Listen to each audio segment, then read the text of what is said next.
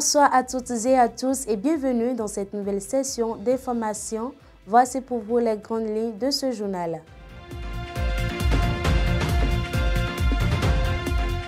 Le mécanisme d'accès des petits producteurs aux machines agricoles de la SONAMA, quelles sont les étapes à suivre et les moyens mis en place?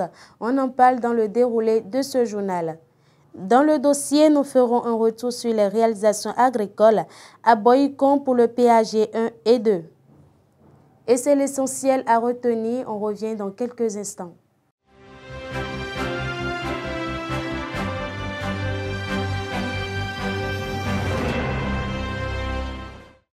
Merci à vous de nous suivre. Comme à l'accoutumée, nous commençons par la météo. Dans la localité de Zé, notez qu'en matinée, il y aura quelques nuages légers accompagnés d'éclaircies, avec une température entre 26 degrés Celsius et 29 degrés Celsius. Le vent soufflera en direction sud-ouest à 9 km par heure, avec une humidité de 89%.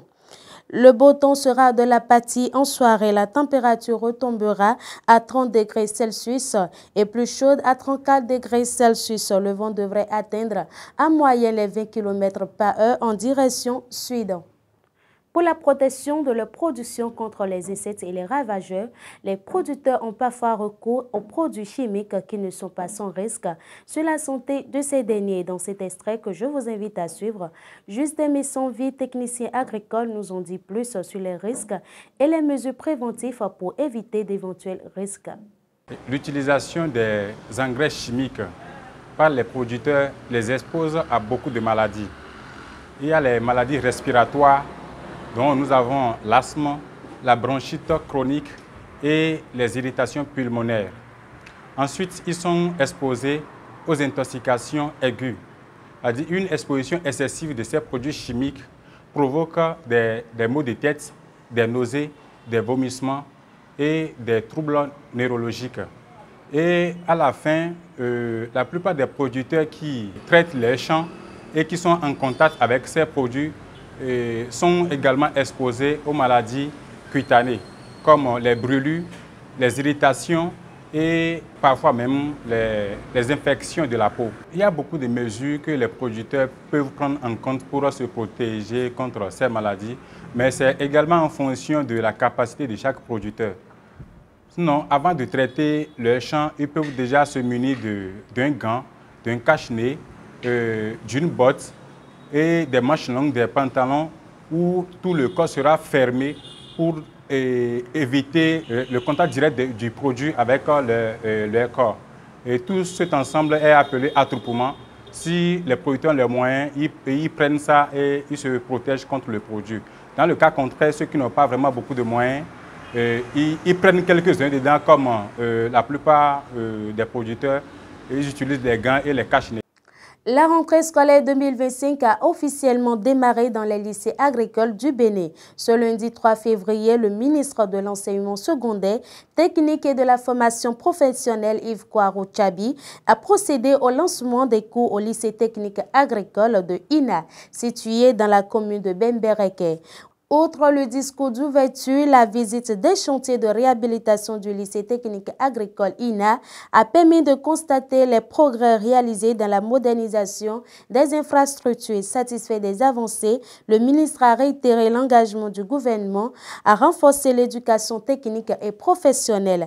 Après cette étape, direction Parakou, où la délégation a rencontré les responsables et enseignants de l'école de formation médico-sociale pour des échanges constructif sur l'amélioration de la formation dans ce domaine clé. Dans un monde où l'agriculture devient purement technologique, l'utilisation des machines agricoles s'impose. Bien que ces machines existent au Bénin, les petits producteurs font face à de nombreux défis pour y avoir accès.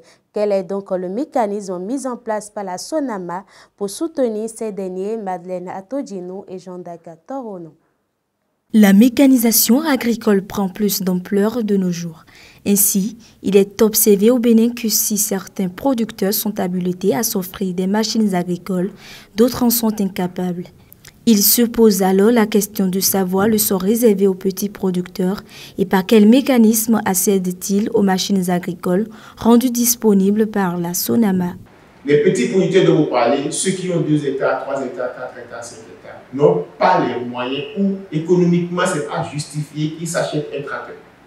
Ceux-là, on leur permet d'avoir accès au service d'un tracteur, soit par le biais des personnes qui ont des entreprises agricoles, donc qui ont acheté des tracteurs chez nous, que nous formons, que nous accompagnons pour rendre des services à ces personnes-là, ou par le biais de nos centres d'appui technique.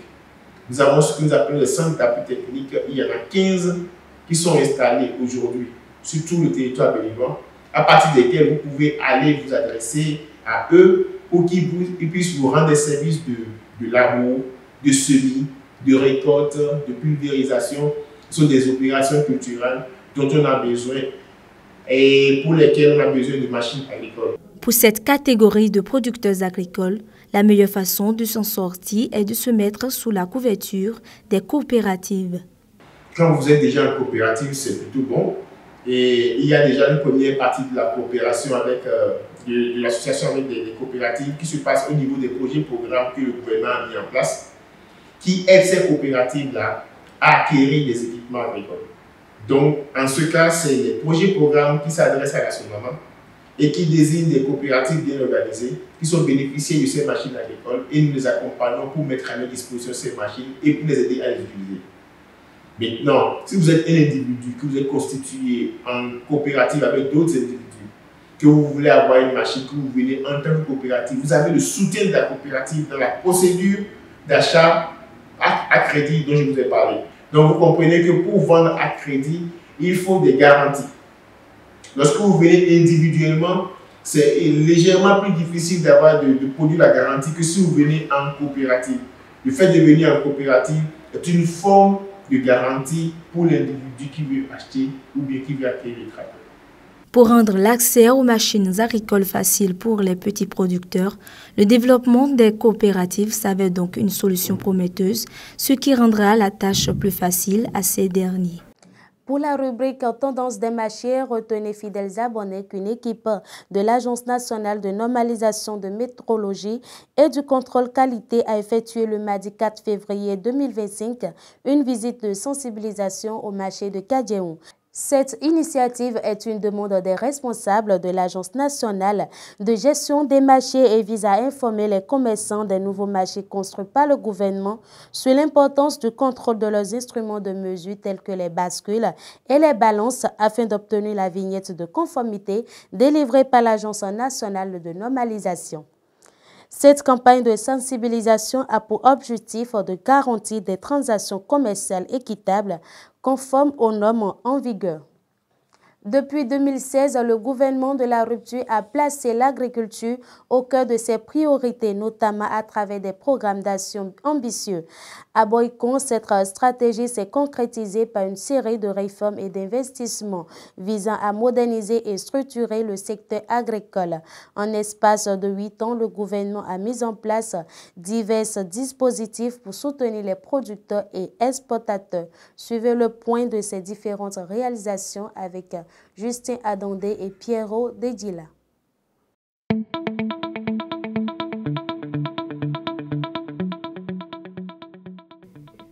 Depuis 2016, l'agriculture occupe une place majeure dans les priorités du gouvernement de la rupture.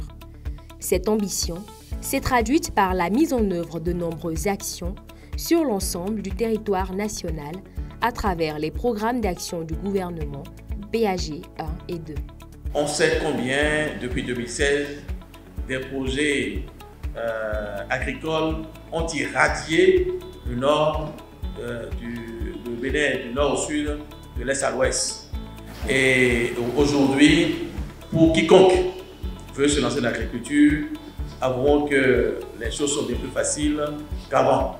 Pour accompagner cette transformation, des mesures spécifiques ont été prises en faveur des producteurs et des exportateurs.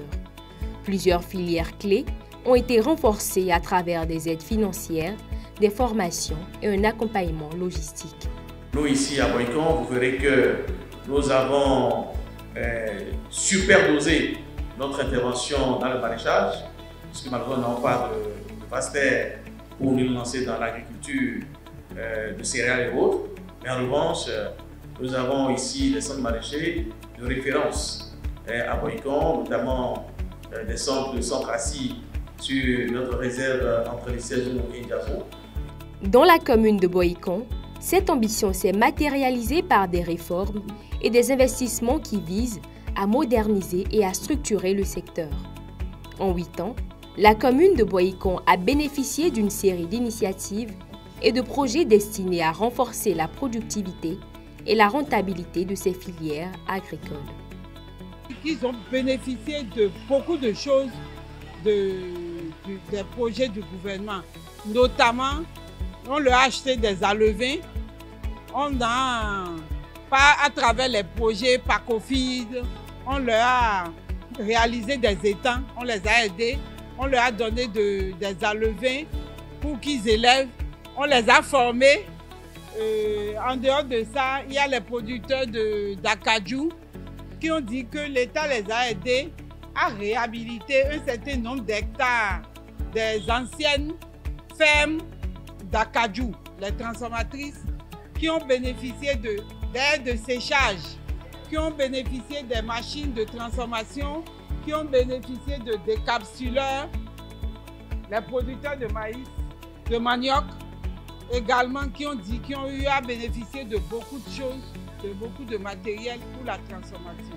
Les retombées positives de ces réformes sont saluées par les producteurs qui constatent une nette amélioration de leurs conditions de travail et de leurs revenus. Nous sommes satisfaits puisqu'il y avait déjà des gouvernements qui ont passé, mais tel que les actions se passent aujourd'hui, ce n'était pas le cas.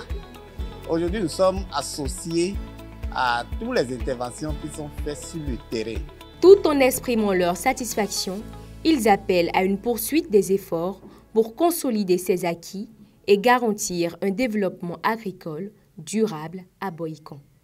Hors de nos frontières, notez que le projet Radius, financé par l'Union européenne via Désira Plus, est lancé pour accompagner la transition agroécologique au Bénin, Burkina Faso, Cameroun, Côte d'Ivoire et Sénégal. Coordonné par le CORAF, il vise à renforcer les compétences locales, encourager l'entrepreneuriat agricole et structurer un cadre institutionnel pour une agriculture durable. Et nous sommes à la fin de cette édition. Merci à vous pour votre aimable attention. N'hésitez surtout pas à vous abonner sur Le Rural Bénin pour ne rien rater des actualités agricoles d'ici et d'ailleurs. Merci à vous. Portez-vous bien. À très bientôt.